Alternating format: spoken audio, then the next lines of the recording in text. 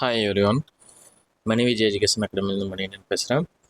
நம்ம சொல்லியிருந்த முன்னாடியே காலேஜ் டிஆர்பி மாதிரியே ஒரு எக்ஸாம் வந்து கண்டக்ட் பண்ணியிருக்காங்க டிஆர்பி. ஸோ அந்த கொஷின் மாடலை வந்து ஒருத்தனா பார்ப்போம். ஸோ பேஸ்ட் ஆன் திஸ் இந்த கொஷின் மாதிரி தான் காலேஜ் டிஆர்பி இருக்கும். மோஸ்ட் ப்ராபபிளி இப்படி தான் இருக்கும். ஏன்னா இந்த எக்ஸாமும் பிஜி ஸ்டாண்டர்ட் எக்ஸாம் தான். இந்த எக்ஸாமும் ரிலேட்டட் டு ரிசர்ச்சுக்கு தான் வந்து ஒருத்தனா பண்ணாங்க. ஓகேங்களா? ஸோ அதை பற்றின ஃபுல் டீட்டெயில் இதில் multiple choice question plus descriptive இருக்கும். அந்த டெஸ்கிரிப்டிவ் கொஷின் எந்த லெவலில் வந்து ஒருத்தனா கேட்டிருக்காங்க. பிகாஸ் ஆஃப் நான் காம்படேட்டிவ் எக்ஸாமும் எழுதியிருக்கேன், யூபிஎஸ்சி எழுதியிருக்கேன், டிஎன்பிஎஸ்சி எழுதியிருக்கிறேன். ஸோ நீங்கள் எந்த லெவலில் நம்ம ப்ரிப்ரேஷன் இருந்தால் நம்மளுக்கு வந்து இது யூஸ்ஃபுல்லாக இருக்கும் அப்படிங்கிறதுமே இந்த வீடியோவில் ஃபுல்லாக வந்து ஒருத்தனா பார்க்கலாம். அதுக்கு முன்னாடி இந்த வீடியோ பார்க்குறவங்களுக்கு ஒரே ஒரு ரெக்வஸ்ட் தான். நம்ம இந்த செட்டுக்கான கட் ஆஃப் ப்ரிடிக்ஷன் லிங்க் வந்து டிஸ்கிரிப்ஷனில் நான் கொடுத்துருக்கேன். ஃபஸ்ட் கமெண்ட்லேயும் நான் பின் பண்ணுறேன். ஸோ அந்த லிங்க்கில் ஃபில் பண்ணாதவங்க உங்களோட செட்டோட ஸ்கோர் என்ன, அதாவது டோட்டல் ஸ்கோர், கொஸ்டின் தான் நான் கேட்டிருக்கேன், மார்க் நான் கேட்கல. டோட்டல் மார்க் கொஸ்டின் எவ்வளோ கரெக்டாக போட்டிருக்கீங்க, பேப்பர் 1ல் எவ்வளோ கரெக்டாக போட்டிருக்கீங்க, பேப்பர் 2ல் நீங்கள் எவ்வளோ கரெக்டாக போட்டிருக்கீங்க அப்படிங்கிறத தவறு இல்லாமல் வந்துட்டுனா ஃபில் பண்ணுங்கள். அதுக்கான ஃபைனல் டேட்டா அவுட்புட்டை வந்து பார்த்தோம்னா நாளைக்கு நான் வந்து டிஸ்பிளே பண்ணுறேன். ஓகேங்களா? ஏன்னா இன்றைக்கி ஒரு நாள் வந்து எடுத்துங்க. இன்றைக்குள்ளார வந்து பார்த்தோன்னா எவ்வளோ தூரம் ஃபில் பண்ணுறீங்களோ அவ்வளோ தூரம் வந்து பார்த்தோன்னா நமக்கு ஒரு டேட்டா கிடைக்கும். அந்த டேட்டா வந்து தான் மற்றவங்களுக்கு யூஸ் ஆகும். ஓகேங்களா? ஸோ கட் ஆஃப் ப்ரிடிக்ஷனுக்கும் அது வந்து ஹெல்ப்ஃபுல்லாக இருக்கும். நீங்கள் ஸோ ஃபில் பண்ணாதவங்க ஃபில் பண்ணுங்கள், ஃபில் பண்ணவங்க வந்துட்டுனா மீண்டும் ஃபில் பண்ண வேண்டாம். ஓகேங்களா? இப்போ அந்த கொஷினை தான் வந்து நம்ம பார்க்க போகிறோம். இந்த கொஷின் என்ன அப்படின்னா சிஎம்ஆர்எஃப்னு சொல்லுவாங்க, சீஃப் மினிஸ்டர் ரிசர்ச் ஃபெலோஷிப். ஓகேங்களா? சிஎம்ஆர்எஃப் எக்ஸாம் சொல்லிட்டு வந்தால் 2023 கண்டக்ட் பண்ணாங்க, 24 கண்டக்ட் பண்ணல, 25 இப்போ வந்து ஒரு நோட்டிஃபிகேஷன்லாம் போட்டிருக்காங்க. சிஎம்ஆர்எஃப் எக்ஸாம் வந்து பார்த்தோன்னா லைக் அண்ட் லைக் ஆஃப் வந்து அந்த காலேஜ் டிஆர்பி எக்ஸாம் கொடுத்துருக்கிற பேட்டர்ன் படியே தான் இருக்கும். ஓகேங்களா? சிஎம்ஆர்எஃப் எக்ஸாமில் வந்து 40 மல்டிபிள் சாய்ஸ் கொஷின், 60 மார்க்ஸ் வந்து வந்துட்டிங்கன்னா டெஸ்கிரிப்டிவ் கொஷின்ஸ் இருக்கும். இதில் நெகட்டிவ் மார்க் இருக்குது. இதில் நெகட்டிவ் மார்க் இருக்குது, ஆனால் காலேஜ் டிஆர்பியில் நெகட்டிவ் மார்க் இருக்காது. ஓகேங்களா? ஸோ இதுலேருந்து நீங்கள் என்ன தெரிஞ்சுக்கலாம் அப்படின்னா, ஸோ இந்த கொஷின் பேப்பரை எடுத்து அனலைசிஸ் பண்ணாவே உங்களுக்கு இதில் இருக்கிற கொஷின் வந்து எப்படி கேட்கலாம் அப்படிங்கிறது வந்து உங்களுக்கு புரிஞ்சிடும். இதில் இருக்கிற கொஷின் வந்து எந்த மாதிரி கேட்கலாம். இந்த இந்த இந்த எக்ஸாம் வந்து தான் நான் எழுதியிருந்தேன் அந்த சமயத்தில். அந்த சமயத்தில் குவாலிஃபையும் ஆயிருந்தேன். பட் ஆனால் என்னால் பிஹெச்டி பண்ண முடியல. ஓகேங்களா? என்ன ரீசன்னா நான் அதை எடுத்து நான் கவர்மெண்ட் சர்வீஸில் வந்தங்காட்டி என்னால் அந்த சமயத்தில் பிஹெச்டி பண்ண முடியல. ஸோ இந்த கொஷின் பேப்பர் தான் வந்து பார்த்துட்டிங்கன்னா காலேஜ் டிஆர்பிக்கு இருக்கிற ஒரே ஒரு மாடல் கொஷின் பேப்பர். ஓகேங்களா? இதில் இருக்கிற மாதிரி தான் உங்களுக்கு தான் வரும். ஆனால் ஸ்டாண்டர்ட் ஆஃப் கொஷின் இந்த லெவலுக்கு வருமானா இதோட கொஞ்சம் அதிகமாக இருக்கும். ஓகேங்களா? நம்மளுக்கு வந்து அந்த காலேஜ் டிஆர்பியில் பேப்பர் 2ல் 50 மல்டிபிள் சாய்ஸ் கொஷின் இருக்குது சப்ஜெக்டில். அந்த 50 இதில் வந்து 40 மல்டிபிள் சாய்ஸ் கொஷின், 60க்கு வந்து வந்துட்டுனா ரிட்டன் எக்ஸாம் இருக்கும். இந்த கொஷினை நீங்கள் அனலைசிஸ் பண்ணுறப்ப தான் ஆட்டோமேட்டிக்காக உங்களுக்கு வந்து வந்துட்டுனா ஒரு வியூ கிடைக்கும். ஓகேங்களா? நீங்கள் எய்தர் எந்த சப்ஜெக்டாக வேணாலும் இருங்க, வாட் எவர் சப்ஜெக்ட், நீங்கள் வந்து லைஃப் சயின்ஸாக இருக்கலாம், கெமிஸ்ட்ரியாக இருக்கலாம், ஃபிசிக்கல் சயின்ஸு, எந்த சப்ஜெக்டாக இருந்தாலும் வந்து பார்த்துட்டிங்கன்னா நீங்கள் வந்து அந்த டெஸ்கிரிப்டிவ் கொஷின் எழுதுறது வந்து மோர் நாலேஜபிளாக இருக்கணும் அப்படிங்கிறது இந்த கொஷின்லேருந்தே வந்ததுன்னா உங்களுக்கு தெரியும். நான் எக்ஸாம்பிளுக்கு நான் ஹிஸ்ட்ரி எழுதுனாங்காட்டி அந்த ஹிஸ்ட்ரி கொஷினை மட்டும் தான் உங்களுக்கு நான் டிஸ்பிளே பண்ணுறேன். ஓகேங்களா? அந்த ஹிஸ்ட்ரி கொஸ்டின்லேருந்தே உங்களுக்கு வந்து நீங்கள் இது பண்ணிடலாம். இதில் பாருங்கள், இதில் டைமிங் வந்து பார்த்துட்டிங்கன்னா 180 மினிட்ஸ் தான் கொடுத்துருக்காங்க. Same like college TRB exam, அதுலேயும் 180 மினிட்ஸ் தான். பேப்பர் 1க்குமே பேப்பர் 2க்கும் 180 மினிட்ஸு. ஓகேங்களா? இன்ஸ்ட்ரக்ஷன் எல்லாமே வந்து தான் சேம் தான். ஓகேங்களா? உங்களுக்கு வந்து பார்த்துட்டிங்கன்னா இதில் பாருங்கள், டெஸ்கிரிப்டிவ் கொஸ்டின் மட்டும் 6 வந்து கொடுத்துருப்பாங்க. அங்கே நம்ம காலேஜ் டிஆர்பியில் எழுதுறது வந்து 5 தான் எழுதுவீங்க. ஓகேங்களா? இதில் வந்து question of standard of question வந்து பார்த்துட்டிங்க அப்படின்னா ரொம்ப ரொம்ப பேசிக்காக இருக்கும். இது வந்து ஜஸ்ட் வந்து பிஹெச்டி படிக்கிறதுக்கு ஒரு குவாலிஃபைங் என்ட்ரன்ஸ் எக்ஸாம் மாதிரி இருக்குங்காட்டி ஒரு பேசிக்காக இருக்கும். பட் ஆனால் காலேஜ் டிஆர்பியில் கண்டிப்பாக ஒரு கொஸ்டின் ஒரு காம்படேட்டிவ் எக்ஸாம் எடுக்கிறாங்க அப்படின்னா அதில் சில விஷயங்கள் வந்து இருக்கும். என்ன அப்படின்னா டைரக்ட் கொஸ்டின்ஸ் இருக்கும், ஸ்டேட்மெண்ட் கொஸ்டின்ஸ் இருக்கும், நெக்ஸ்ட் அசஷன் அண்ட் ரீசன் கொஸ்டின்ஸ் இருக்கும், மேட்ச் த ஃபாலோவிங் கொஸ்டின்ஸ் இருக்கும். ஓகே, மேட்ச் கொஸ்டின்ஸ் வந்து ஒருத்தர்னா இருக்கும். நெக்ஸ்ட்டு ஹிஸ்ட்ரியாக இருந்ததுன்னா க்ரொனாலஜிக்கல் வந்து ஒருத்தர்னா இருக்கும். மேக்ஸாக இருந்ததுன்னா ஃபார்முலாஸ் இருக்கும். ஸோ இதுதான் வந்து ஒருத்திங்கன்னா ஒரு காம்படேட்டிவ் எக்ஸாமுகளை நீங்கள் அண்டர்ஸ்டாண்ட் பண்ணிக்க வேண்டியது. ஸோ இந்த ஒரு 5 டைப் ஆஃப் மாடல் தான் வந்து கண்டிப்பாக இருக்கும். என்னன்னா அந்த 5 டைப் ஆஃப் மாடலை வந்து நம்ம எப்படி எழுதணும்னு தெரிஞ்சுக்கிட்டோம்னாவே போதும். ஓகேங்களா? ஸோ இந்த இந்த இதில் வந்து ஒத்துட்டுனா அந்த 5 டைப்பில் இல்லை, ஒரு மல்டிபிள் சாய்ஸ் கொஸ்டின் மட்டும்தான் வந்து அதிகமாக பேஸ் பண்ணியிருப்பாங்க. ஓகேங்களா? ஸோ நம்மளுக்கு இந்த காலேஜ் டிஆர்பியில் மல்டிபிள் சாய்ஸ் வந்து ஒரு 20 to 20 வந்து வரலாம், ஒரு 15 to 20 கொஸ்டின் வரலாம். அசிஸ்டன்ட் அண்ட் ரீசன் டைப் வந்து பார்த்துட்டிங்கன்னா ஒரு 5 to 8 கொஸ்டின் வந்து வரலாம். நான் அந்த 50 கொஸ்டின் சொல்லிட்டு இருக்கேன். ஓகேங்களா? அந்த 50 கொஸ்டினுக்கான இதில் வந்து அவ்வளோ வரலாம். நெக்ஸ்ட் மேட்ச் த ஃபாலோவிங் வந்து ஒரு மேட்ச் வந்து ஒரு 5 வரலாம். அதுக்கப்புறம் க்ரோனாலஜிக்கல் அரேஞ்ச்மெண்ட்டில் வந்து ஒரு 5 to 6 செட்டில் கேட்டிருந்தாங்க பார்த்தீங்களா, அந்த மெத்தட்லேயே வந்து இருக்கிறதுக்கான பாசிபிலிட்டிஸ் அதிகம். ஆனால் என்னென்னா இன்னும் ஸ்டாண்டர்ட் வந்து அதிகமாக போகும். ஓகேங்களா? நம்ம அடுத்தடுத்த வீடியோவில் ப்ரிப்பரேஷனுக்கான புக்கு என்ன இது, அதுக்கப்புறம் வந்து எப்படி வந்து அந்த டிஸ்கிரிப்டிவ் எக்ஸாமை எப்படி எழுதணும், இதை பற்றின எல்லாத்தையுமே நான் வந்து உங்களுக்கு டீட்டெயிலாக நான் சொல்கிறேன். ஃபஸ்ட்டு இந்த கொஸ்டின்லேயே நீங்கள் எடுத்துக்கிட்டீங்க அப்படின்னா இதில் பாருங்கள், இது வந்து history subject. Sir history subject தானே, இது மித்தவங்களுக்கு எப்படி யூஸ் ஆகும் அப்படின்னு சொல்லி வந்து கேட்கலாம். இந்த கொஸ்டினை நீங்கள் அனலைசிஸ் பண்ணுறதை வச்சு உங்கள் சப்ஜெக்டை வந்து நீங்கள் ஆட்டோமேட்டிக்காக நீங்கள் எப்படி இருக்கும் அப்படின்னு சொல்லிட்டு இது பண்ணிடலாம். ஸோ இந்த கொஸ்டின் வந்து பார்த்தீங்கன்னா டேரெக்டாக கேட்டு வச்சுருப்பாங்க. ஓகேங்களா? இந்த மல்டிபிள் சாய்ஸ் கொஸ்டின்லாம் டேரெக்டாக கேட்டு வச்சுருப்பாங்க. இதில் கரண்ட் அஃபேர்ஸ் பார்ட் வரும். நம்மளுக்கு வந்து பேப்பர் 1ல் கரண்ட் அஃபேர்ஸ் 25 கொஸ்டின்ஸ் இருக்குது.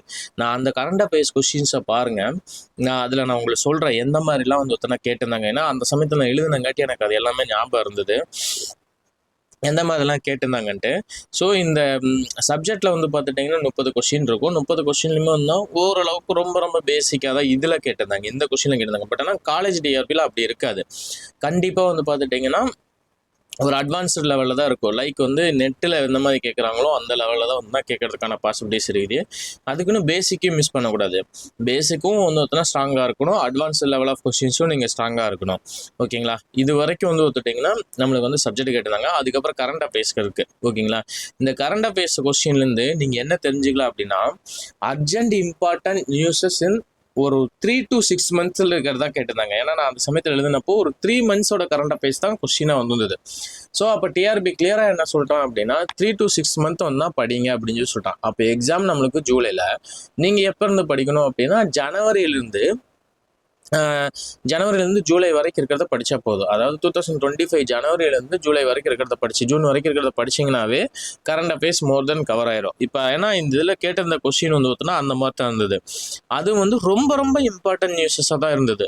ரொம்ப போட்டு டெப்த்தாக உள்ளே போயெல்லாம் எதுவுமே கேட்கல. அந்த சமயத்தில் ஏசியன் கேம்ஸில் வந்து இந்தியா வந்து அதிக பதக்கத்தை வாங்கியிருந்தது. ஸோ அந்த பதக்கங்களோட எண்ணிக்கை எத்தனை அப்படின்னு சொல்லி கேட்டிருந்தாங்க. அப்போ வந்து 203 இருந்தது இந்த கொஸ்டின் வந்து வந்திருந்தப்போ, ரெண்டாவது ஃபர்ஸ்ட் இடத்துலயே வந்து தான் இந்தியா வந்திருந்தது. எல்லாரும் என்ன படிப்பாங்க கரண்ட் அஃபேர்ஸ்ல, ஓகே ஏசியன் கேம்ஸ்ல வந்து பதக்கப்பட்டியல் இந்தியாவில் 2வது இடத்துல ஃபர்ஸ்ட் இடத்துல இருக்குன்னு மட்டும் தான் படிப்பாங்க. ஆனா அந்த டிஎன்பிசி படிக்கிறவங்களுக்கு தெரியும் இந்த நம்பர்ஸ்லயே விளையாடுவாங்கன்ட்டு. ஸோ அந்த சமயத்தில் நான் படிச்சிருந்தது எவ்வளோ மெடல்ஸ் வந்து வாங்கியிருந்தாங்க அப்படின்னு சொல்லி படிச்சிருந்தோம். ஸோ அந்த இடத்துல வந்து யூஸ்ஃபுல்லாக இருந்தது. நெக்ஸ்ட் பாருங்க, 3 Indian origin women were selected as the super star of ஸ்டெம்ஸ்னா science and technology, engineering and maths. ஓகேங்களா? இதில் வந்து ரிசர்ச் இந்த இதெல்லாம் வந்து பண்ணுவாங்க. ஸோ இதுவுமே அந்த சமயத்தில் நியூஸில் இருந்தது. ஆனால் அந்த சமயத்தில் எனக்கு ஞாபகம் இல்லை எங்கே வந்து இது பண்ணியிருக்காங்க அப்படின்னா அமெரிக்காவில் இது பண்ணியிருக்காங்க. ப்ராஜெக்ட் அபிநந்தன் அந்த சமயத்தில் அபிநந்தன் வந்து அந்த பாகிஸ்தான் பார்டரில் போய் விழுந்து அவரை ரெக்கவர் பண்ணியிருப்பாங்க. அதை வந்து ஸ்டார்ட் பண்ணியிருப்பாங்க. ஓகேங்களா? இது கரண்ட் அஃபேர்ஸ் தான். அந்த சமயத்தில் கரண்ட் அஃபேர்ஸ் தான். ஒரு வருஷத்துக்கு முன்னாடி அந்த இன்சிடென்ட் நடந்திருக்கும். 2023 அந்த ப்ராஜெக்ட் அபிநந்தன் வந்து ஸ்டார்ட் பண்ணியிருப்பாங்க. ஸோ அதனால தான் வந்து பார்த்துட்டிங்கன்னா ப்ராஜெக்ட் அபிநந்தன் வந்து ஏர் இந்தியா வந்து ஸ்டார்ட் பண்ணியிருந்துருப்பாங்க. ஆனால் இந்தியன் ஏர்ஃபோர்ஸ்னு போட்டிருந்தேன். பட் ஆனால் வந்து அது தப்பானது. ஸோ என்னன்னா உங்களுக்கு இதுலேருந்து நீங்கள் என்ன தெரிஞ்சுக்கிறீங்க அப்படின்னா, எடுத்துக்க வேண்டியது என்ன அப்படின்னா, கரண்ட் அஃபேர்ஸ் வந்து நம்மளுக்கு வந்து ஒரு 6 மாதத்துக்குள்ளார இருக்கிற ரொம்ப இம்பார்ட்டன்ட் நியூஸஸில் தான் கேட்டிருப்பாங்க. அதுக்கு இருக்கிற பாருங்க, number of chromosome affect by tumour syndromes வந்து தான் இருக்கும். இது எதனால் கேட்டிருக்காங்க அப்படின்னா, அந்த சமயத்தில் நோபல் ப்ரைஸ் வந்து இந்த ஏரியாவில் வந்து வாங்கியிருப்பாங்க. ஸோ அந்த நோபல் ப்ரைஸ் வந்து அதோட டெப்த்னஸை கொஞ்சம் படிச்சிருந்தோம் அப்படின்னா இதில் நம்மளுக்கு கிடைச்சிருந்துருக்கும். அதுக்கப்புறம் நான் முதல்வன் ஸ்கீம்ஸ் வந்து ஆரம்பிச்சிருந்தாங்க. நான் முதல்வன் ஸ்கீம்ஸ் வந்து ஒரு கொஸ்டின் வந்து அந்த சமயத்தில் ஆரம்பிச்சதான் நான் முதல்வன் ஸ்கீம்ஸ். ஸோ அதுலேருந்து ஒரு கொஸ்டின் கேட்டிருந்தாங்க. சரி பாருங்கள், நோபல் ப்ரைஸ் வந்துருச்சு. நோபல் ப்ரைஸ் வந்து எக்கனாமிக் சயின்ஸுக்கு வந்து யார் வாங்கியிருந்தா அப்படின்னு சொல்லி கேட்டிருந்தாங்க. ஸோ அதுவும் கேட்டாங்க. ரொம்ப ரொம்ப அர்ஜென்ட் இம்பார்ட்டன்ட் நியூஸஸ் மட்டும் தான் கேட்குறாங்க. Building interest in science is the theme of என்ன டே, ஓகேங்களா, என்ன டேல வந்து கேட்டாங்க, இது டேஸில் வந்து கேட்டாங்க. ஆசியா பசிபிக் வந்து யூஎன்டிபியில் வந்து வந்துச்சு. ரிசிவேன செவாலியர் ஆர்டர், இது என்ன அவார்டு வாங்கினது யாரு அப்படின்னு சொல்லி கேட்டாங்க. இது மாதிரி ரொம்ப ரொம்ப ரொம்ப சிம்பிளாக தான் கேட்டிருந்தாங்க. ஸோ என்னன்னா உங்களோட ப்ரிப்ரேஷன் லெவலே வந்து ஒத்துட்டுனா கரண்ட் அஃபேர்ஸில் நீங்கள் இதெல்லாம் வந்து இந்த மாதிரிலாம் பார்த்துட்டீங்க அப்படின்னா ஆட்டோமேட்டிக்காக வந்து உங்களுக்கு வந்து காலேஜ் டிஆர்பி வந்து ப்ரிப்பேர் பண்ணுறதுக்கு இது பண்ணிக்கலாம், ஓகேங்களா. ஒன்றும் இல்லை, இன்னும் வந்து நம்மளுக்கு 90 நாள் இருக்குது. டெய்லி 5 டேக்கான கரண்ட் அஃபேர்ஸ் பார்த்தீங்கன்னா போதும். ஜனவரி 1 to 5, 5 to 10, 10 to 15 இந்த மாதிரி வந்து 5 டேக்கான கரண்ட் அஃபேர்ஸை பார்த்தீங்கன்னாவே ஆட்டோமேட்டிக்காக உங்களால் எழுது பண்ணிட முடியும். நெக்ஸ்ட்டு இப்போ தான் வந்து பார்த்துட்டிங்கன்னா எப்படி ரிட்டன் எக்ஸாம் வந்தால் எப்படி அப்ரோச் பண்ணுறது அப்படின்னு சொல்லி பார்ப்போம். நீங்கள் நினைக்கலாம் இந்த கொஷின் வந்தால் ரொம்ப ஈஸியாக இருக்கும் அப்படின்னு சொல்லிட்டு. நான் இந்த கொஷினை பார்த்த வரைக்கும் என்னென்னா, கொஷின் பார்த்தா ஈஸியாக தான் இருக்கும், பட் ஆனால் அதில் இருக்கிற வேர்ட்ஸ் தான் வந்து உங்களுக்கு வந்து கன்ஃபியூஷன்ஸாக இருந்ததுனா கொடுக்கும். ஆனால் நல்லாவும் இருந்தது, சிம்பிளாக கேட்டிருந்தாங்க, பட் ஆனால் வந்து நம்ம யோசிச்சு எழுதுகிற மாதிரி இருந்தது. ஸோ ரிட்டன் எக்ஸாம் ஃபுல்லாக இந்த மாதிரி தான் இருக்கும். வாட் இஸ் வாட் அப்படின்னு சொல்லி நீங்கள் படிச்சுட்டு போகிறதே எழுதுகிற மாதிரி இருக்காது. அப்ளிகபிளாக தான் கேட்டிருப்போம் அப்படின்னு சொல்லிட்டு கேட்டிருப்பாங்க. இதுலேயே பாருங்கள், evaluate the significance and limitations of chocolate culture in India, ஓகேவா. எவல்யூட் இது நீங்கள் மதிப்பிடணும், ஓகேங்களா, மதிப்பிடணும் என்ன வந்து இருக்குது, அதோட முக்கியத்துவம் என்ன, அது வந்து வரம்புகள் என்னென்ன இருந்தது அப்படின்னு சொல்லிட்டு. ஸோ இந்த கீ டேர்ம்ஸ் எல்லாம் சொல்லுவாங்க. நம்ம யூபிஎஸ்சியில் எழுதுகிறப்போ வந்து கீ டேர்ம்ஸ் எல்லாம் இருக்குது. எவல்யூட்டு, எலிஷியேட்டு, கிரிட்டிக்கல் அனாலிசிஸு, டிஸ்கிரைப்பு, எக்ஸ்பிளைனு, இந்த மாதிரி ஒவ்வொரு வேர்டு இருக்குது. ஸோ இந்த வேர்டுக்கான மீனிங் எல்லாம் நல்லா தெரிஞ்சுனா மட்டும்தான் இந்த டெஸ்கிரிப்டிவ் கொஸ்டின்ஸ் வந்து அப்ரோச் பண்ண முடியும். இதில் வந்து பார்த்துட்டிங்கன்னா எந்த மாதிரி கொடுத்துருந்தாங்க அப்படின்னா, டெஸ்கிரிப்டிவ் டைப் வந்து பார்த்துட்டிங்கன்னா எய்தர் ஆர் சாய்ஸில் கொடுத்துருந்தாங்க, ஓகேங்களா. நம்மளுக்கு காலேஜ் டிஆர்பியில் எய்தர் ஆர் சாய்ஸில் வராது, ஓகேங்களா. என்னென்னா காலேஜ் டிஆர்பி கொஸ்டின் வந்து பார்த்துட்டிங்கன்னா 8 கொஸ்டின் கொடுத்து 5 எழுதுகிற மாதிரி இருக்கும். ஸோ எய்தர் ஆர் சாய்ஸ் கிடையாது. 8 கொஸ்டின் கொடுத்துருவாங்க, நம்ம அதில் 5 எழுதுகிற மாதிரி இருக்கும். ஸோ அது ஒரு வகையில் அட்வான்டேஜ் தான். இது எய்தர் ஆர் சாய்ஸ் கொடுத்தாங்கன்னா நீங்கள் கம்பல்சரி அட்டன் பண்ணியே ஆகணும். எய்தர் ஆர் சாய்ஸ் வராது. 8ல் 5 வந்து உங்களோட ப்ரிப்பரேஷன் ஸ்ட்ராட்டஜி குறிப்பிட்ட யூனிட்டுக்கு வந்து பர்டிகுலராக சுருக்கிக்க முடியும். ஸோ என்னென்னா இதில் ரைட்டிங்கில் நீங்கள் கான்சன்ட்ரேட் பண்ணணும். நீங்கள் என்ன தான் வந்து படித்தாலும் ரிட்டன் எக்ஸாம் கிளியர் பண்ணோம்னா ரைட் பண்ணணும். இப்போ நாங்கள் குரூப் 2 குரூப் 1க்கெல்லாம் வந்து தான் ப்ரிப்பேர் பண்ணுறப்பமே யூபிஎஸ்சிக்கெலாம் ப்ரிப்பேர் பண்ணுறப்ப மோர் நம்பர் ஆஃப் டெஸ்ட் எழுதுவோம். ஃபார் எக்ஸாம்பிள் அப்ராக்சிமேட்டாக ஒரு 30 டெஸ்ட் வந்து ரிட்டன் எக்ஸாம் மட்டுமே எழுதுவோம். ஸோ அந்த அளவுக்கு நீங்கள் வந்து ரிட்டன் எக்ஸாம் எடுத்தீங்கன்னா மட்டும்தான் இதில் வந்து எடுக்க முடியும். சார் கட்டுரை வரைக அப்படின்னு சொல்லி போட்டிருக்காங்கன்னா வந்து சினாப்சிஸ் இதெல்லாம் போட்டு அதெல்லாம் எழுதவே கூடாது. கொஸ்டின் இந்த மாதிரி தான் இருக்கும். உங்களுக்கு வந்து நான் evaluate the significance and limitations of chocolate cultures in இந்தியானா ஜஸ்ட் ஒரு சிம்பிள் இன்ட்ரடக்ஷன் கொடுத்துட்டு அதுக்கப்புறம் என்ன கேட்டிருக்காங்களோ அதுக்கப்புறம் உள்ளே போயிடணும். சும்மா வந்து இந்த கட்டமெல்லாம் போட்டு வந்து ஒருத்தனா வரையக்கூடாது. இன்னொன்று அந்த பேப்பர் ஃபார்மேட்டை பற்றி வந்து உங்களுக்கு நான் சொல்லிடுறேன், ஓகேங்களா. ஒரே புக்லெட் தான் கொடுப்பாங்க. அந்த ஒரே புக்லெட்டில் ஓஎம்ஆர் அட்டாச்சு, ஓகேங்களா. நான் இது எக்ஸாம் எழுதினப்போ வந்து பார்த்துட்டிங்கன்னா நம்ம எழுதுந்து ஒரே புக்லெட்டில் வந்து வந்துட்டுனா ஓஎம்ஆர் அட்டாச்சு ப்ளஸ் வந்து வந்துட்டுனா ரிட்டன் எக்ஸாமுக்கான ஸ்பேஸ் இருக்கும். சேம் இதே 10 மார்க் தான். 10 மார்க்கு வந்து அது அதிகபட்சம் ஒரு 2.5 பேஜோ 3 பேஜோ கொடுத்துருந்தாங்கன்னு நினைக்கிறேன். ஒரு கொஸ்டினுக்கு 2.5 பேஜோ 3 பேஜோ கொடுத்துருந்தாங்க. கொஸ்டின் வைஸ் ஸ்பிளிட் அப் இருந்தது. இப்போ வந்து வந்துட்டுனா 1ஆம் நம்பர் கொஸ்டினா நம்பர் அதிலே போட்டிருக்கோம். நம்ம அதிலே ஆன்சர் மட்டும் எழுதுனா போதும். நீங்கள் எந்த கொஸ்டின் ஆன்சர் எழுதுறீங்களோ அந்த கொஸ்டினுக்கு ஆன்சர் எழுதிட்டு மித்த கொஸ்டினை வந்து தான் அடிச்சு விட்டுறணும், ஓகேங்களா. இல்லை அந்த மாதிரி தான் வந்து உங்களுக்கு ஸ்பேசியஸ் இருந்தது. ஸோ நீங்கள் வந்து ஒரு 3 பேஜுக்கு எழுதுகிற அளவுக்கு வந்து ரைட்டிங் ப்ராக்டிஸ் பண்ணிங்க. ஒரு 10 மார்க்னா 3 பேஜ் நீங்கள் எழுதணும். நான் சிஎம்ஆர்எஃப் எழுதுனப்போ அந்த மாதிரி தான் இருந்தது. சேம் பேட்டர்ன் தான் இதுக்கு ஃபாலோ பண்ணுவாங்க, ஓகேங்களா. ஸோ உங்களுக்கு வந்து ஒரு 3 பேஜ் வந்து ஒரு ஆன்சர் எழுதுகிற அளவுக்கு வந்து தயார்படுத்திக்கணும். எந்த டாப்பிக்லேயும் ஒரு 3 பேஜ் எழுதுகிற அளவுக்கு நீங்கள் இருக்கணும், ஓகேங்களா. ஸோ அந்த 3 பேஜ் எழுதுகிற அளவுக்கு உங்கள்கிட்ட கண்டென்ட் ரெடி பண்ணிட்டீங்க அப்படின்னா ஆட்டோமேட்டிக்காக போதும். ஸோ டிஎன்பிஎஸ்சி யூபிஎஸ்சி எழுதுறவங்களுக்கு தெரிஞ்சிருந்திருக்கும். ஸோ அந்த பேட்டர்ன் ஆஃப் ரைட்டிங்கில் வந்து எழுதினாவே இதில் மோர் தென் நல்ல ஸ்கோர் எடுக்க முடியும், ஓகேங்களா.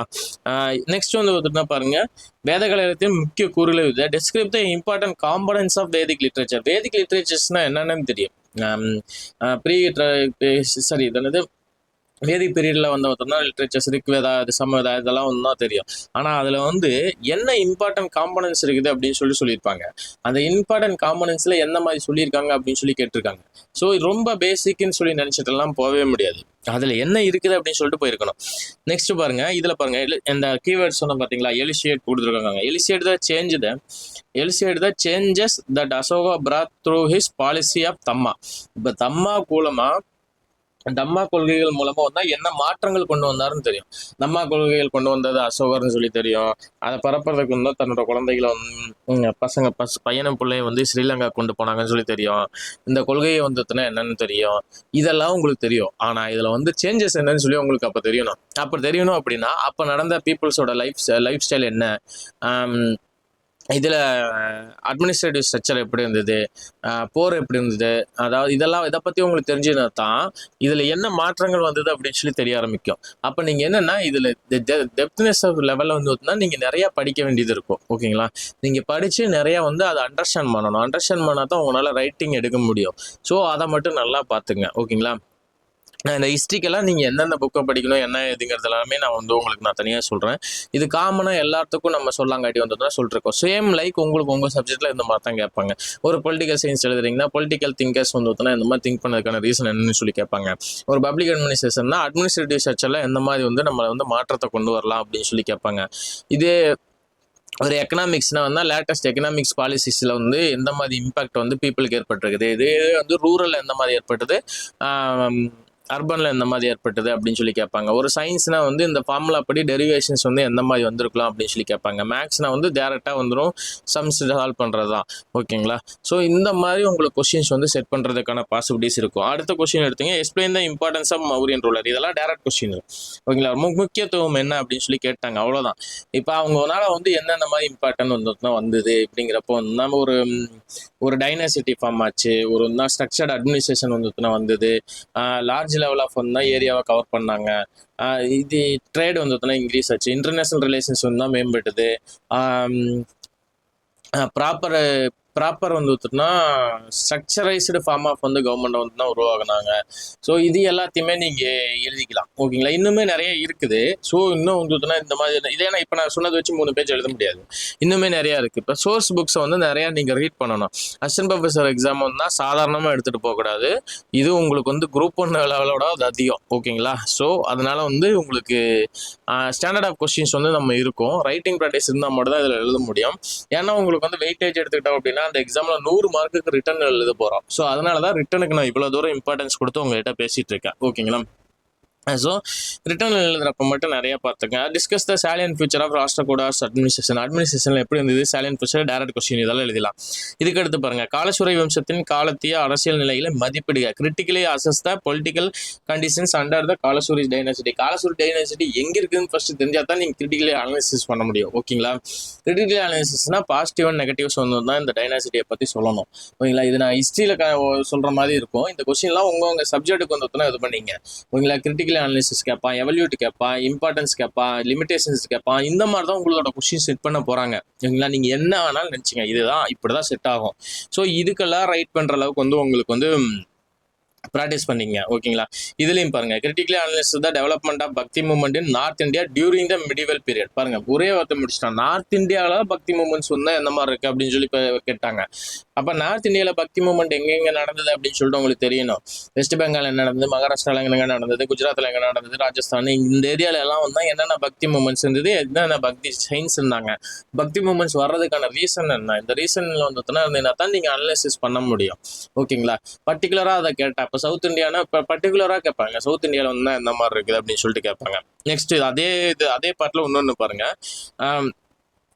இங்க பாருங்க, இல்லுஸ்ட்ரேட் கேட்டாங்க பாருங்க. Illustrate the cause of the rise and spread of Bhakti movement in medieval India. ஓகேங்களா, அதே காரணம் மட்டும் வளர்றதுக்கான இதை அதை அப்படியே விளக்குன்னு சொல்லி கேட்டான். இந்த மாதிரி தான் கீ டேமுக்கு மட்டும் தான் பார்த்துக்கணும். இல்லுஸ்ட்ரேட், கிரிட்டிக்கல் அனாலிசிஸ், எவல்யூட் இதெல்லாம் ரொம்ப ரொம்ப ரொம்ப ரொம்ப ரொம்ப இம்பார்ட்டன்ட் டேர்ம்ஸ். இந்த மாதிரி எந்த மாதிரி உங்களுக்கு ரைட் பண்ணணும் அப்படின்னு சொல்லிட்டு தான் தெரிஞ்சுக்கங்க. நெக்ஸ்ட் அதுக்கு அடுத்து பாருங்க, எலிசியேட்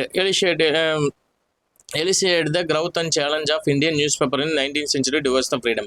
இது ஒன்றுமே இல்லை, British policy towards news paper. இது அப்படியே எக்ஸ்பிளைன் பண்ணிங்கனாவே போதும். ஓகேங்களா, பிரிட்டிஷ் பாலிசி எந்த மாதிரி எடுத்திருந்தாங்க, ஒரு நியூஸ் பேப்பர் வளர்றதுக்கோ இல்லை தடை பண்ணுறதுக்கோ எந்த மாதிரி எடுத்திருந்தாங்க அப்படின்னு தான் கேட்டிருக்காங்க. 19th century அப்படின்னா உங்களுக்கு அந்த நியூஸ் பேப்பரோட அது growth 1800 1900 இருக்கிறத தான் நீங்கள் எழுதணும். அந்த இயர்க்குள்ளார என்னென்ன நடந்தது, அப்ராக்சிமேட்டாக 1800 நூற்றம்பது வரைக்குமே எந்த நியூஸ் பேப்பர்ஸ் கொஞ்சம் நியூஸ் பேப்பர் வந்திருக்கும், பட் இம்பார்ட்டன்ஸாக இருக்காது. லிட்டன் ரிப்பன் இவங்கெல்லாம் வந்ததுக்கப்புறம் தான் வந்து ரொம்ப இதுவாக வந்து வந்திருக்கும். ஸோ அந்த பாலிசி கொண்டு வந்தவங்கலாம் யார் யார், என்ன ரீசனு, எதனால் வந்து தடுத்தாங்க, இதனால் இம்பாக்ட் என்ன, சுதந்திர போராட்டத்துக்கு எந்த மாதிரி ஹெல்ப்ஃபுல்லாக ஆச்சு, இல்லை சுதந்திர போராட்டம் வளர்கிறதுக்கு எந்த மாதிரி தடுத்தது, கருத்து சுதந்திரத்துக்கு எதிராக எந்த மாதிரி பேசிச்சு, ஃபாரின் பாலிசியை வந்தால் எந்த மாதிரி இதில் கொண்டு வந்தாங்க, ஃபாரினில் வந்த கொள்கைகள்லாம் வந்து நியூஸ் பேப்பரில் எந்த மாதிரி கொண்டு போச்சு, இது அதே மாதிரி வந்து ஒருத்தர்னா நேட்டிவ் லாங்குவேஜஸ் வந்து ஒருத்தனா பத்திரிகை வளர்ச்சி எப்படி இருந்தது, இந்த தடை சட்டத்தின் பத்திரிகை தடை சட்டத்தின் மூலமாக வந்து என்னென்ன ப்ராப்ளம் வந்து இது எல்லாத்தையும் எக்ஸ்பிளைன் பண்ணிங்கனாவே இந்த கொஷினுக்கு ஆன்சர் முடிஞ்சிடும். ஸோ என்னென்னா உங்களோட இப்போ நான் சொல்கிறதுலேருந்தே உங்களுக்கு தெரிஞ்சுக்கும் டெப்த் ஆஃப் ஸ்டடி அப்படிங்கிறது. ஒன்றா நம்ம ஓவராலாக மேலோட்டமாக படிச்சுட்டு போயிட்டு இந்த எக்ஸாம் எழுத முடியாது. ஓகேங்களா, மேலோட்டமாக படிச்சுட்டு பண்ணுங்க, மார்க் குறையும், அவ்வளோதான். இப்போ இதே சப்ஜெக்டில் வந்து ஒருத்தனா ஒரு யூபிஎஸ்சி டிஎன்பிஎஸ்சி கொடுத்தவங்க கண்டிப்பாக இதில் நல்லா எழுதுவாங்க. ஓகேங்களா, அதே மாதிரி நீங்கள் அந்த லெவலுக்கு ஆஃப் ப்ரிப்பரேஷன் வந்து தான் நீங்கள் எடுத்துட்டீங்க அப்படின்னா கொஷின் ஈஸியாக இருந்தால் கூட உங்களால் எழுதிட முடியும். ஸோ எல்லா கொஷினுமே இந்த மாதிரி இருக்காது, உங்களுக்கு வந்து கொஞ்சம் கொஞ்சம் இருக்குது. அடுத்த கொஷினில் பாருங்களேன், elaborate the various social reform movement emerged in the 19th century and 20th century. முடிஞ்சு இது அவ்வளோதான். சோசியல் ரிஃபார்ம் மூவ்மெண்ட்ஸ் தெரிஞ்சதுனாவே ஆட்டோமேட்டிக்காக எழுதிடலாம். ஓகேங்களா, இப்போ ராஜாராம் மோகன் ராயிலேருந்து ஆத்மராம் பாண்டுரங்கன், இது வேதங்களை திரும்பி போன்னு சொல்லுவார். அதுக்கப்புறம் வந்து தமிழ்நாட்டில் இருந்த அயோத்திதாச பண்டிதர், இது வள்ளலாறு, இந்த அதுக்கப்புறம் வந்து ஒத்துட்டிங்கன்னா இன்னும் ஒரு 2-3 பேர் இருக்கிறாங்க.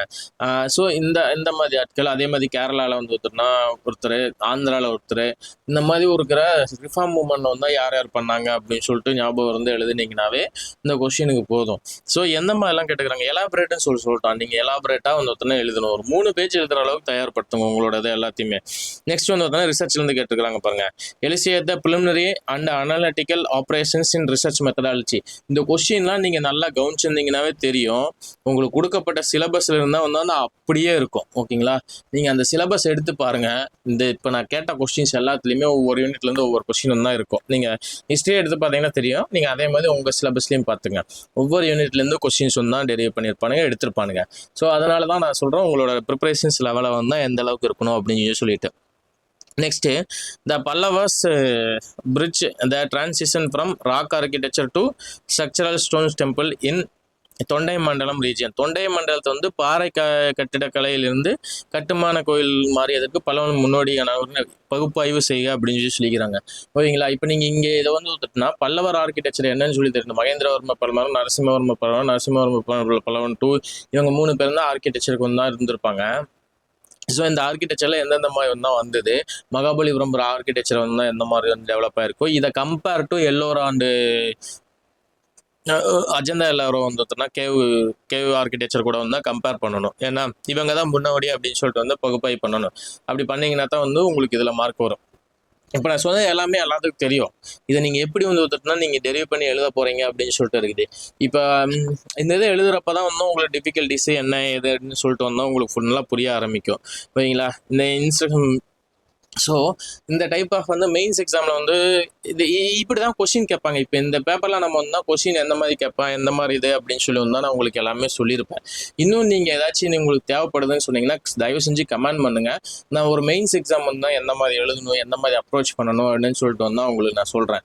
ஸோ நீங்கள் ஒரு மெயின்ஸ்னால் ரிட்டன் எக்ஸாம் வந்து இது வரைக்கும் எழுதிருப்பீங்களான்னு சொல்லி தெரியல. ஒரு டிஆர்பி ப்ரிப்பேர் பண்ணுறவங்க வந்து தான் மேக்ஸிமம் வந்து மெயின்ஸ் எக்ஸாம் எழுதிருக்கான பாசிபிலிட்டிஸ் இல்லை. ஏன்னா உங்களுக்கு எல்லாமே நடந்தது யூஜிடிஆர்பி பிஜிடிஆர்பி எல்லாமே வந்து மல்டிபிள் சாய்ஸ் கொஸ்டின் தான். இதுதான் ஃபர்ஸ்ட் டைம் வந்து நீங்கள் வந்து மெயின்ஸ் பேஸ்டு எக்ஸாம் வந்து எழுத போகிறீங்க. ஸோ ஒரு டிஎன்பிஎஸ்சி எழுதுறோம், யூபிஎஸ்சி எழுதுறவனுக்குலாம் வந்து மெயின்ஸ் எக்ஸாம்ங்கிறது சாதாரண மேட்டர். சொல்ல போனால் ஒரு இது மல்டிபிள் சாய்ஸ் எக்ஸாமோட மெயின்ஸ் எக்ஸாம் தான் அவங்க ஈஸியாக எழுதுவாங்க. மெயின்ஸ்னால் ரிட்டன் எக்ஸாம் சொல்கிறேன். ரிட்டன் எக்ஸாம் தான் ரொம்ப ரொம்ப ஈஸியாக எழுதுவாங்க. ஏன்னா ரிட்டன் எக்ஸாமுக்கு அவங்க வந்து ரொம்ப ரொம்ப ப்ராக்டிஸ் எடுத்திருப்பாங்க. ஒரு எப்படி எழுதணும் என்னன்னு சொல்லிட்டு தெரியும். ஸோ நிறையா பேர்த்துக்கு வந்துட்டுனா இது எப்படி எழுதணும், அப்ரோச் பண்ணணும் அப்படின்னு சொல்லி வந்துட்டுனா தெரியவே தெரியாது. ஓகேங்களா, அதனால் வந்துட்டுனா சொல்கிறேன். ஓகேவா, ஸோ அதனால் நீங்கள் என்னென்னா அதுக்கேற்ற மாதிரி வந்துட்டுனா எடுத்துக்கங்க. இதிலே பாருங்கள் நிறையா வந்துட்டுனா கொடுத்துருக்குறாங்க. ஃபஸ்ட்டு வந்துட்டுனா பேஜ் நம்பரு உங்களுக்கு வந்து அந்த வினா தொகுப்பு வந்துட்டுனா எவ்வளோன்னா 46 வினாக்கள் 16 பக்கங்களை கொண்டுள்ளது அப்படிங்கிறத வினா தொகுப்பு வந்துட்டுனா சொல்லியிருப்பாங்க. ஓஎம்ஆர் புக்லெட்டும் அந்த சீட்டும் வந்துட்டுனா ஒரே அட்டாச்சு கொஸ்டின் புக்லெட்டில் வந்துட்டுனா அப்படியே இருக்கும். ஓகேங்களா. ஓஎம்ஆர் சீட்டை வந்து ஒத்துட்டிங்கன்னா நீங்கள் ஃபில் பண்ணி முடிச்சுட்டு அதுக்கப்புறம் நீங்கள் வந்து எழுதலாம். அந்த டைமிங் எல்லாம் கொடுக்க மாட்டாங்க, ஒன்றும் பிரச்சனை இல்லை, அது அட்டாச்சாக தான் இருக்கும். அதனால் நீங்கள் எவ்வளோ டைம் வேணாலும் நீங்கள் ஓஎம்ஆருக்கு எடுத்துக்கலாம், ரிட்டனுக்கு எடுத்துக்கலாம். ஸோ 1 ஹவர்னு சொல்லி நம்மளுக்கு போட்டிருப்பாங்க. அந்த டைமிங்குள்ளாரெல்லாம் வாங்கலை. ஓஎம்ஆர் சீட்டை வந்து ஒத்துனா ஒரு சில இடத்துலலாம் வாங்கவில்லை, அப்படியே புக்லெட்டில் அட்டாச்சாக இருந்தது. அப்படியே வந்து நம்ம புக்லெட்டில் எழுதிட்டோம். புக்லெட்டில் வந்து ஒரு சில இடத்துல அதை வந்து டியர் பண்ணி வந்து தான் வாங்கிட்டாங்க, இல்லைனா உங்களுக்கு புக்லெட்லேயே வந்து அப்படியே இருக்கும். ஓகேங்களா. அந்த 1 ஹவருக்குள்ளார வந்துச்சுன்னா அந்த ஓஎம்ஆரில் வந்துச்சுன்னா முடிச்சுட்டு அதை டியர் பண்ணிடுவாங்க. அப்படி அதுக்கப்புறம் நீங்கள் வந்து ரிட்டன் எக்ஸாம் வந்து எழுதுகிற மாதிரி இருக்கும் அந்த 2 ஹவர்ஸில். ஓகேங்களா. ஸோ அதை வந்து உங்களுக்கு இன்ஸ்ட்ரக்ஷனில் சொல்லிடுவாங்க, ஒன்று வாங்குறாங்களா இல்லை வந்து வந்துட்டுனா ஆட்டோமேட்டிக்காக அப்படியே இருக்குதா அப்படின்னு சொல்லிட்டு வந்து தான் உங்களுக்கு சொல்லிடுவாங்க. ஸோ இந்த கொஷின் புக்லெட்டை வந்து உங்களுக்கு டிஸ்பிளே பண்ணிக்கிறேன், நீங்கள் பார்த்து யூஸ் பண்ணிக்கங்க. ஓகேங்களா. ஸோ இந்த வீடியோ உங்களுக்கு ரொம்ப ரொம்ப யூஸ்ஃபுல்லாக இருக்கும்னு நான் நினைக்கிறேன். உங்களுக்கு மேலும் ஏதாவது சந்தேகம் வந்ததுன்னா இந்த எக்ஸாம் பற்றின வந்ததுன்னா எந்த சந்தேகமாக இருந்தாலும் தான் சொல்லுங்கள். மறக்காமல் டிஸ்கிரிப்ஷனில் இருக்கிற கட் ஆஃப் ப்ரெடிக்ஷன் ஃபார்மை வந்து தான் ஃபில் பண்ணுங்கள். நாளைக்கு அந்த டேட்டா எல்லா சப்ஜெக்ட்டுக்கான டேட்டாவும் வந்து தான் உங்களுக்கு நான் டிஸ்க்ளோசர் பண்ணுறேன். ஓகேங்களா. எல்லா சப்ஜெக்ட்டுக்கும் இது வரைக்கும் வந்துருக்கிற டேட்டா வந்துட்டுனா டிஸ்க்ளோசர் பண்ணுறேன். அப்ராக்சிமேட்டாக ஒரு 900 டேட்டாஸ் வந்துருக்கு. அது எல்லாமே வந்துட்டுனா உங்களுக்கு நான் டிஸ்க்ளோசர் பண்ணுறேன். ஸோ இந்த கொஸ்டின் வந்து யூஸ்ஃபுல்லாக இருந்ததுன்னா நான் லைக் பண்ணுங்கள், உங்கள் ஃப்ரெண்ட்ஸுக்கு மறக்காமல் ஷேர் பண்ணுங்கள், சப்ஸ்கிரைப் பண்ணிடுங்க. ஓகேங்களா. உங்களோட சந்தேகம் எதுவாக இருந்தாலும் கமெண்ட்ஸில் போடுங்க. நம்ம அந்த மெயின்ஸ் எக்ஸாம், ரிட்டன் எக்ஸாம் எப்படி பண்ணுறது, ஹிஸ்ட்ரிக்கு மட்டும் நான் எந்தெந்த சப்ஜெக்டை எங்கே படிக்கணும், எந்த புக்ஸ் இருக்குது அவைலபிள், இது எல்லாத்தையும் டீட்டெயிலும் வந்து நான் உங்களுக்கு சொல்கிறேன். உங்களுக்கு வேறு சப்ஜெக்ட் வேணும்னு சொல்லி ஃபீல் பண்ணீங்க அப்படின்னா வந்தால் சொல்லுங்கள், நான் உங்களுக்கு அந்த டீட்டெயிலும் நான் உங்களுக்கு சொல்கிறேன். ஓகேங்களா. இந்த வீடியோ யூஸ்ஃபுல்லாக இருக்குன்னு நான் நம்புகிறேன். உங்களோட கருத்துக்கள் எல்லாத்தையும் கமெண்ட்ஸில் பண்ணுங்கள், நான் எல்லாத்தையுமே படிப்பேன். ஓகேங்களா. உங்களுக்கான சந்தேகங்களை நான் என்னால் முடிஞ்ச அளவுக்கு வந்து தீர்த்து வைக்கிறேன். ஓகேங்களா. Thank you so much. Like and support.